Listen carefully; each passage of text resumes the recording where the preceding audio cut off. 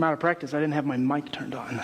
So, I get the big table this morning, which is okay with me. I like being able to spread out. This works. So, good morning. For those that are here all the time, good morning. And for those that are visitors, welcome. We're happy to have you here. We do believe that nothing happens by mistake, and that God has called you here today. So I hope that either you get something from the worship this morning or from today's message. I hope God is able to speak to you. If you know anything about my family, you're about to learn. We love water. We love swimming. We love boating. We love all the things that involve water sports. We even like drinking it, which is weird, right? No.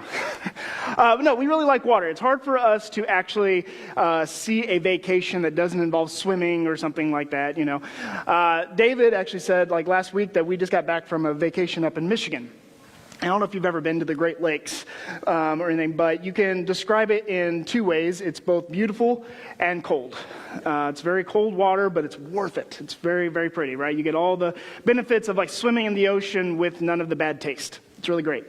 And so anyways, we love swimming, and which is also one of the reasons why every year my family get pool passes. And Sarah gets to take the kids to the pool at least 7 times a week, right? They go to the pool all the time because the kids just absolutely love it. They're like little fishes. Okay, especially what's really fun is Jacob, because it's, he's this big, right? And it's really fun to watch this little kid that's this big walk over to the big blue slides at Memorial Pool, and the lifeguards have a minor heart attack. And I remember one time we were walking over there. I was walking him up there, and the lifeguard stood up when they saw him coming. And it was just I had to actually tell the lifeguard, it's okay, he knows how to swim, And in general, I know why the lifeguards are there. They're there to keep us safe, to make sure you don't die. Okay, I get it. But I don't know if you're like me or not, but I don't like rules without reason. And the lifeguards, to me, are really bad about that. They're really bad. To me, they just come up with rules. There's nothing written down. They just do whatever they want. They get to sit up on this high podium, and because of that, they apparently have the authority over all of the water and everything, And I remember one time I walk up to there, and they have these ropes, right? That's supposed to be like a fence, I guess, And I walk up to there, and I just walk up, and I just barely kind of do this. I just barely put my hands on it. And the lifeguard's standing there. I'm not leaning, right? I'm not doing it. No. I touch them. He goes, "Get off the ropes!" And my gut reaction was, why? I'm going to get kicked out of the pool one day. I know I am. Because I don't like that. I don't like rules without reason. And I surprised him. He gave me this look back well, I don't know. I was like, why? In what way is my action right now impeding the safety of the citizens of Jefferson City because I'm leaning on a rope? Explain this to me, right? The same thing with splashing in a pool. You're wet.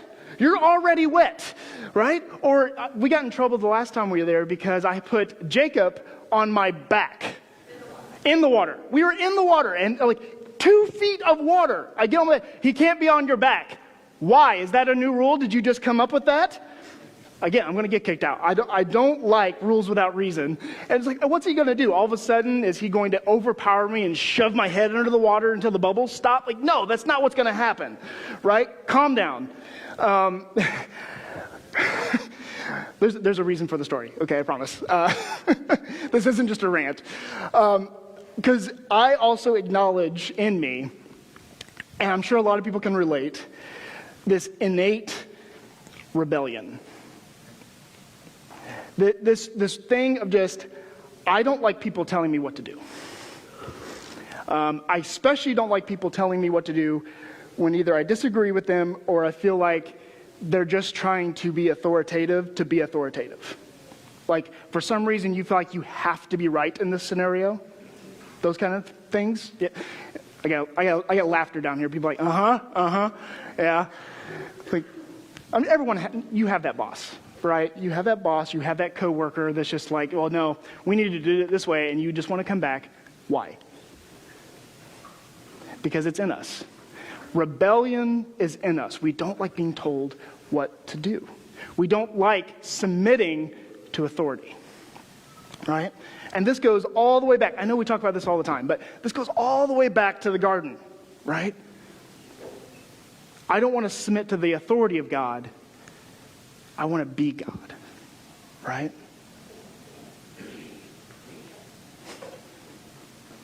I'm giving the awkward silence because you know it's true.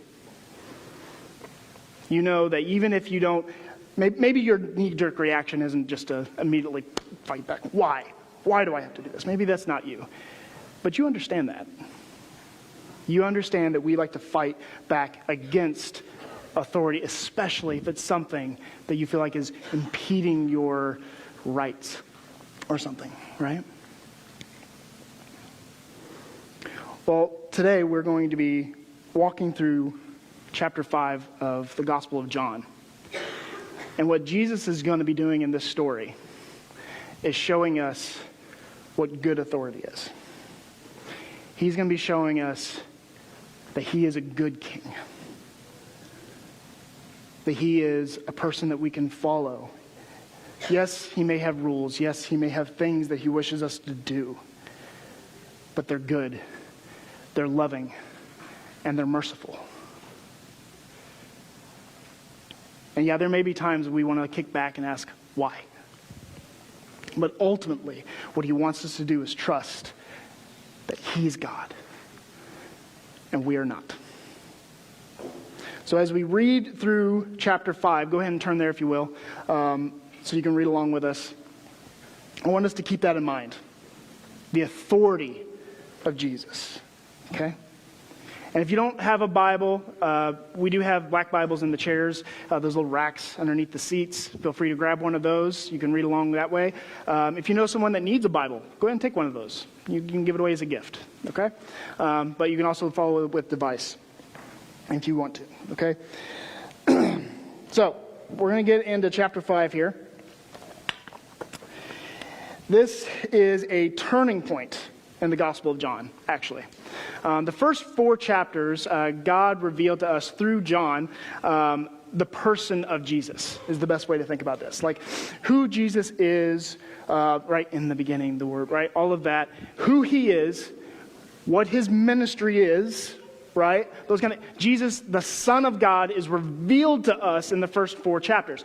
In chapter 5, we have this turn. It's this change, and it's going to stick around for the next few chapters, and it's no longer about the revelation of Christ, but instead it's about the opposition to Christ. And we're going to see Jesus kind of stirring the pot a little bit more, okay, over the next few chapters. And that's kind of the big change that we're going to see here in chapter 5. We see Jesus coming, right, and he's this sinless, loving, merciful person. He's this fulfillment of Scripture, and the very people that should be backing him up and should be helping him out with this ministry, all of that, instead they oppose him. And that's kind of the stories we're going to get for the next few chapters. So let's go ahead and read John chapter 5. We're going to start in verse 1 real quick. After this, there was a feast of the Jews, and Jesus went up to Jerusalem. We're going to go ahead and stop. One verse. That's all you get out of me, okay? One verse. All right, after this, after what? Okay, let's do just a quickly recap so we remember where we're at, all right?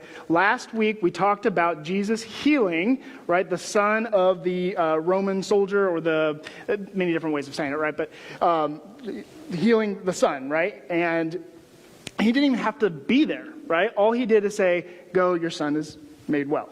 Everyone remember the story from last week? Okay. So, all right, this took place in Cana. Okay, the same place that the wedding, right, the turning the water to the wine. Same place. That's where we were in last week's message. Well, now this is the after this. So we started in Cana, and now we are heading for a feast in Jerusalem. Between Cana and Jerusalem, we're talking about 67, 70 miles. Okay? So this would have taken, a couple weeks, something like that to get there. Okay? So we're not talking about, between chapter 4 and chapter 5, we're not talking about like months and months and months and months or anything like that, okay? This isn't this huge timeline. And the only reason why I want to point that out is because, like I said, this is a turning point in the Gospel of John. But from a timeline standpoint, it's pretty quick, okay? Jesus has kind of changed how he's going to be approaching things, and he has done it in just a couple weeks' time, okay? So that's where we're at, all right? So now we're heading up to Jerusalem, and we're going to go ahead and move forward with verse 2. Now there is in Jerusalem by the sheep gate a pool, in Aramaic called Bethesda, which has 5 roofed colonnades. In these lay a multitude of invalids, blind, lame, and paralyzed. So these pools, it's actually plural, there's actually 2 pools, but these pools were located just outside the gate of Jerusalem, as it says here. Now, the names of these pools is actually what makes the rest of the story pretty interesting. Okay, so the name Bethesda in Aramaic, okay, is actually a construct of 2 different words, okay? That is the word Beth, okay? And I'm sure Nate can get me later for these things, but I can't remember, I'm really bad with verb and noun when it comes to Aramaic stuff, okay? But it's Beth, okay, which in basically is translated to what our English language would say is house. Okay, Beth, okay, and then we have Kaish, or I'm pronouncing that wrong, I know, but, because it's really weird pronouncing, which basically means loving kindness or mercy, okay? So literally the name Bethesda means house of mercy. That's what it means. It's not even a house, right? It's a pool, but that's the name that is given to this area that's right outside the sheep gate of Jerusalem. And so this is important, because what does Jesus want to come and show at the house of mercy, right? He comes and shows mercy, right? Is what we learn later on in the story. Okay? And that's what makes sense in this. Now, I tried to look this up, and honestly, I couldn't find a concrete answer one way or the other, because I thought it would be really interesting to know what came first, the gathering of the great multitude or the naming of the pool, right? Was it named a house of mercy because all of a sudden you see all these people that need mercy, right? Or was it named the house of mercy and then that pulled the people there? Honestly, I don't know. I didn't find that out. It's not necessarily important, but it's kind of an interesting thought. Like, what came first? Like, why is this place specifically called a house of mercy? Because one, it's not even a house. It's not even in the temple. It's just some water, right? Well, we kind of get that in verse 4. Now, before you freak out, some of your translations might not have a verse 4. But what you're going to do is you're going to probably find it down in the footnote of your Bible, okay? Some of your translations might actually have a verse 4, and there's a reason for that. So let me kind of explain a little bit before we read, okay? So what probably happened is in the very earliest manuscripts that we have of the Gospel of John is that this little footnote, which is verse 4, was actually written either on the side of the scroll or at the bottom, something like that. Okay? And all it was meant to kind of explain why the people are there. Okay? And it's not necessarily like adding anything to Scripture or anything like that, because it's more supporting what we're eventually going to read in verse 7 later on from what the man is saying. Okay? Which Jerry already read this for us this morning, but we'll get back to it. Okay? It's basically just supporting that. And then over time, this footnote or this side note, whatever, kind of made its way into certain translations and became eventually verse 4. That's it. So I just don't want any of this, well, hey, my Bible says this. Like, let's just talk about it from the beginning. That's what's going on. That's why some have verse 4 and some do not. All right? But we're going to go ahead and read verse 4 like verse 4, okay? Let's go ahead and read it real quick. Waiting for the moving of the water, for an angel of the Lord went down at certain seasons into the pool and stirred the water. Whoever stepped in first after the stirring of the water was healed of whatever disease he had. So like I said, this was kind of a textual debate and everything. It's not adding anything. Later on in verse 7, the man says kind of the same thing, like, this is why I'm here, right? So anyway, don't be alarmed or anything, but that's why it's there, all right? Now, there's a couple different ideas here, okay? When we think about this stirring of the water and people are coming in there and they're trying to, obviously get healed and everything because they want to get in there, it's a legend, right? But there's also the cases where sometimes legends start with some form of truth, right? That can happen. And let's be honest, this isn't the first time God did some weird miraculous healing from water. Everyone remember the story of Naaman in 2 Kings? What was he told to do? He was told to go out and wash himself in the Jordan River, and he was healed of his leprosy. Right? So this isn't like outside of the gamut of things that God could perform. Right? So it may have been that sometime in the past, at the pool of Bethesda, someone walked in there and got healed. And then from then on, people was like, well, obviously the pool is magic. right? So then you go there and you try to get healed by getting in there. Now, I don't know who turned it into a race and where that rule came from, where it's like, no, the only way it works is if you're the first one in. Kind of like how Ricky Bobby said, if you're not first, you're last, right? But that's the only way this magic water works, is you have to be the first one in there, right? So I don't know where that came from. But maybe at some point, someone got healed in the pool of Bethesda. Or, from our modern way of thinking, we would simply say, well, maybe it's just an artesian well, right? Artesian well, which is like this deep well that bubbles up every once in a while, or a hot spring, something like that. We would describe it like that. That's all it was, right? Superstition at best. That's it. So let me give you a very clear pastoral shepherding guidance for this. I don't know. We can't take anything from the text that tells us one way or the other. And to be honest with you, it doesn't matter. Because Jesus doesn't go in there saying, hey, this is wrong, stop doing this, or hey, this is right, you're in the right place. He doesn't do anything necessarily like that. And actually, that's what we're here to focus on. We are here to focus on what Jesus does when he enters the house of mercy that is in the backyard of the temple. That's what we're here to focus on. So let's first not worry necessarily about these magic waters or anything like that. But instead, what we're going to do is further kind of unpack this scene that we see at the pool of Bethesda. Let's think about this, right? It's a multitude of invalids. I don't know if you know how much a multitude is, but that's a lot, right? That's a lot of broken people looking for mercy, looking for healing, looking for even guidance, right? They're looking for help. Now, on top of that, some of them, right, were paralyzed. The guy that's kind of the star of the show here that we're going to read about was paralyzed for 38 years. Jason, I don't know, do you guys deliver to the pool of Bethesda? No? Okay, so there was no porta potties. Okay? So let's think about that for a second. All of the smell and the flies and just the cloud of desperation of people that are just, every time that water would stir up, right, the angel would come down and take her magic spoon and stir up the water, right, and they would just rush into the water. And the people that should be able to relate to them the most saying, hey, you're just as hurt and as bad or whatever as I am, let's try to help each other out. No, they're kicking each other, trying to get to the water first. So, make no mind, this is not a house of mercy right now. This is a house of shame.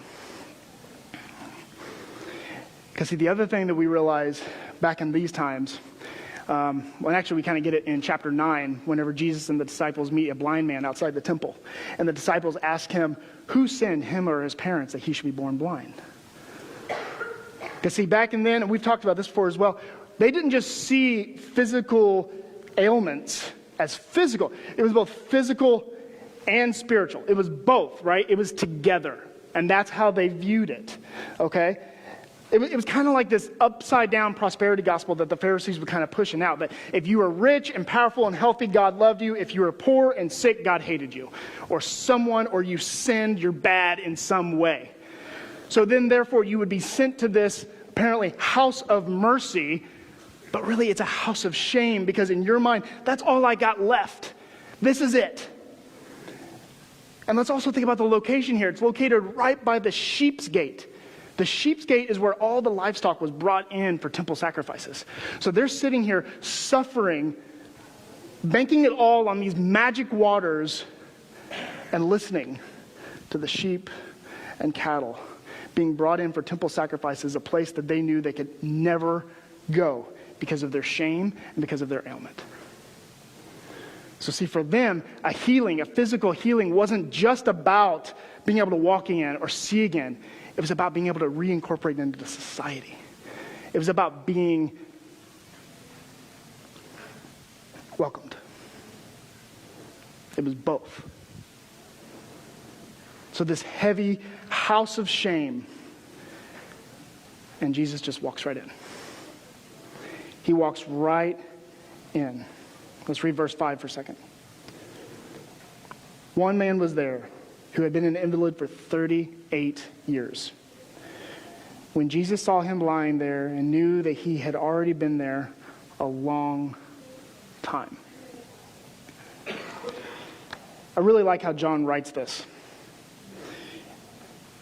He does a really good job of trying to set the scene. He wants us to know what the name of this pool is, the name, Bethesda, and everything that goes along with that. He wants us to know where it is, and he wants us to know who's there. And then so he sets this entire scene so we get this understanding, and then it goes right down. One guy. One person. And he comes right in there, and Jesus walks right up to him and says, "Do you want to be made well?" And be honest, this is kind of where the message gets uncomfortable. It gets uncomfortable. It gets a little weird for some, because there's a few different ways to kind of take the question of, do you want to be made well? Because he comes back and he says, well, of course I do. Of course I want to be made well. Look at where I'm at. I'm at the waters. This is where you come to be made. This is where people like me come to be made well. But I can't do it because people are always getting in front of me and no one's helping me. I can't do it. And maybe you know someone like that. Maybe you know someone that's just, I want to be made well. I want to get better. But I just can't. I just can't. But it's like, are you trying? You know? Because we can interpret it this way too, by just simply adding a couple words, right? Do you even want to be made well? You know better. You know this isn't the place. You know this is not true. You know this is fake. But yet, you're trying this? Right? Like there's a couple different tones that we could take here from Jesus' question of just simply, do you want to be made well? Maybe we know, like I said, maybe we know those kinds of people that just, I want to be made well, but I'm just not willing to do what it takes to do that. I'd rather continue to try to seek my wellness over here in the magic waters, so to speak.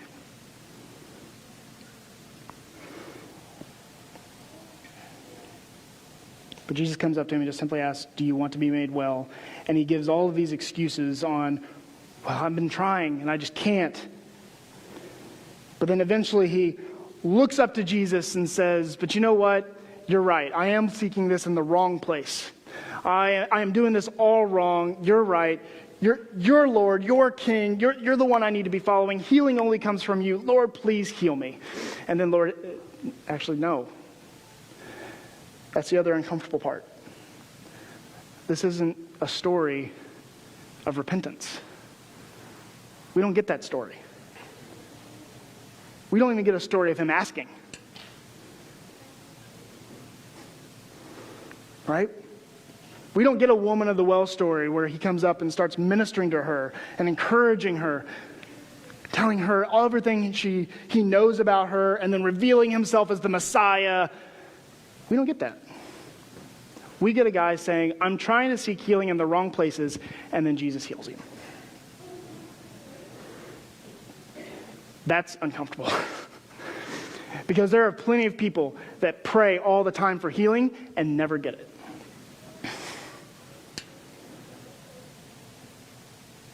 It's uncomfortable. And I think it's supposed to be.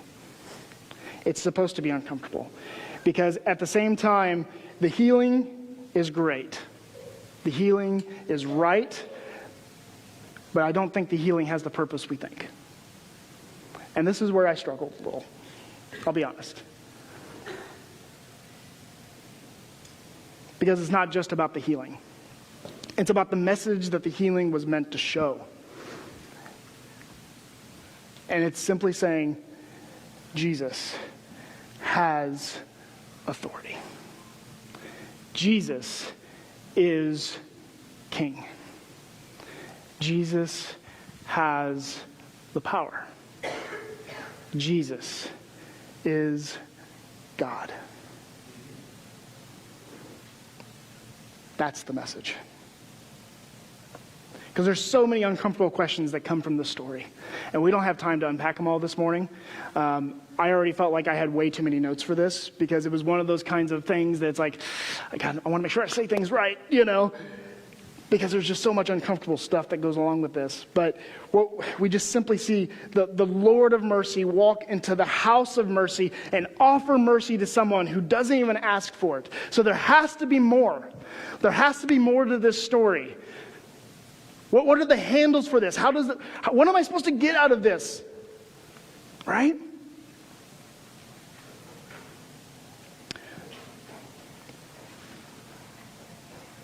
The thing is, this entire event has an audience.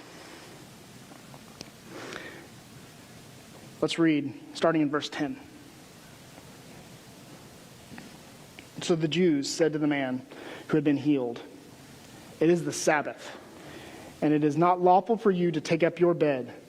But he answered them, "The man who healed me, that man said to me, 'Take up your bed and walk.'" He didn't even know who he was. He didn't even know who he was. They asked him, "Who is the man who said to you, 'Take up your bed and walk'?"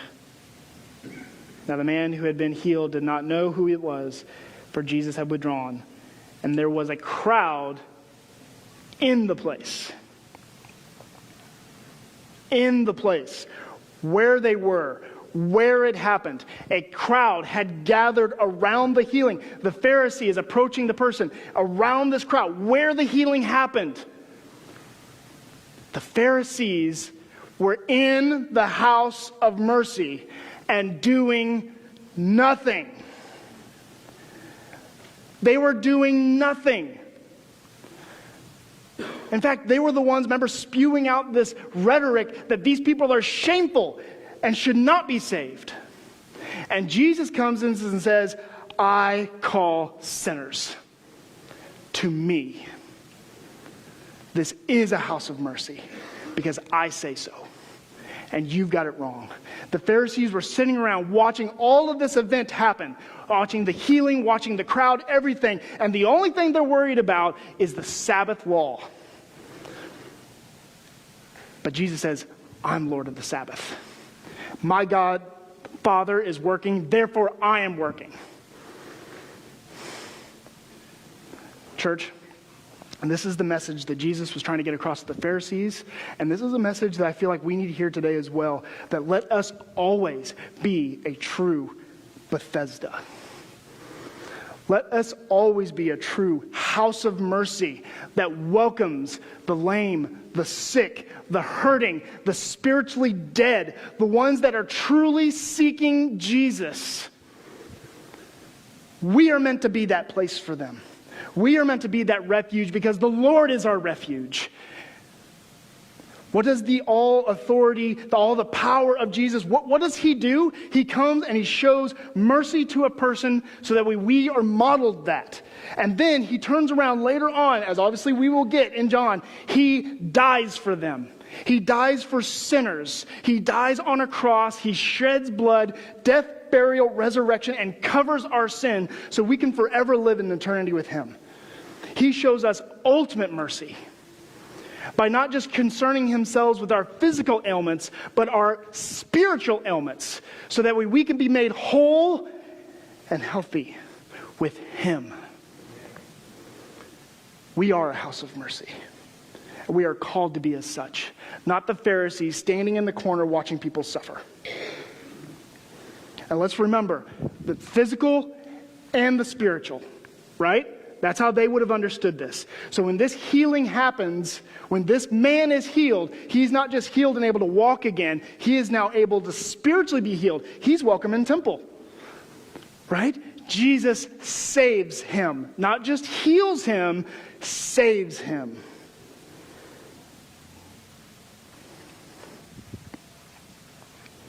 He turns the house of shame into a house of mercy. He removes the hypocrisy of the title and does what it's meant to do.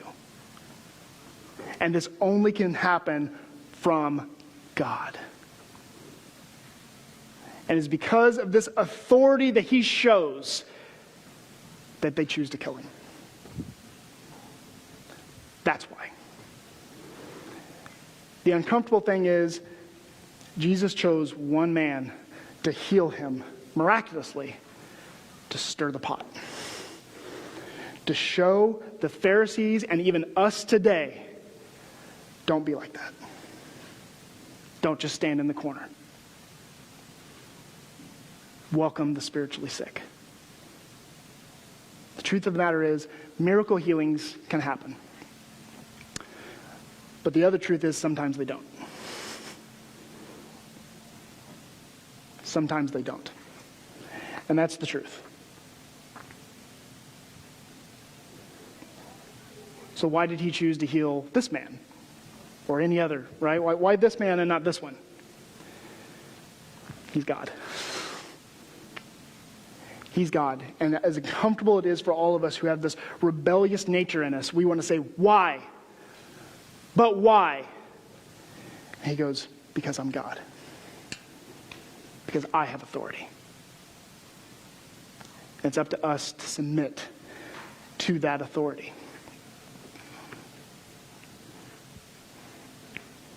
There's many of us that probably seek out this healing in other places. You try to find your spiritual awakening maybe in self-help books or anything else like that. Maybe you have your own type of magic water that you're trying to find salvation in. Can you go ahead and throw that photo up? But I want to show you something. See that? That's the pool of Bethesda. Where is your magic water now? It doesn't last forever. It will dry up. Jesus is the living water. He will not dry up. And sometimes miracle healings happen, sometimes they don't, but he is God. And he wants you to lean into that, even when it's uncomfortable. The magic waters are gone. I would challenge you today, as you go home, as you continue your day, which water are you trusting in? Which water are you trusting in?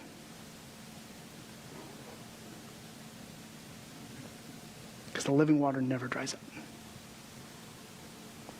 One of the ways that we submit to authority, that we submit to Jesus, one is obviously prayer. We submit to him through prayer. We acknowledge through some of those prayers that he is Lord and he is in charge. But another way we can do that as well is simply remember what he did for us. And that he has the power to forgive sins, and only him. And he did that on the cross for us. And we remember that through something we're going to be partaking in here in just a little bit, and that's the Lord's Supper. We use that to remember. I want to read actually something from the Old Testament when it comes to the Lord's Supper before we have Nathan come up and we start doing this here. And it's actually in Psalm 51, verse 7. And it says, "Purge me with hyssop, and I shall be clean. Wash me, and I shall be whiter than snow." And I've kind of taught the Lord's Supper like this in the past. And I always like going back to this direction because it's good to know like where this all started. And this idea of this purge with hyssop is kind of like a bundle of weeds is the best way to think about it, right? And they would dip it in the blood of the sacrifices. Remember the sheep gate, right? Those sacrifices. They dipped it in the blood and they'd sprinkle it. Okay? And the idea is that the blood of this sacrifice is making you clean. It's forgiving your sins. But these animal sacrifices weren't enough. So they had to do it again and again and again and again. But what we're supposed to remember through the Lord's Supper is that Jesus did it once and it is finished. One time. That's the power of his blood. That's the power of that living water. So as Nathan begins to lead us in a response time, I had about 3 more pages of things that I wanted to talk about, but I think we get the point. So, but as we lead in response time, I want us to think about the living water that we trust in our lives. I want us to think about what Jesus has done for you. And ask yourself, do you believe in what the blood did? Do you believe in what his sacrifice is? And do you believe he is king? You believe he has authority? We're going to ask the deacons to come up. And while Nathan is leading us in response, please feel free to come up and get the elements.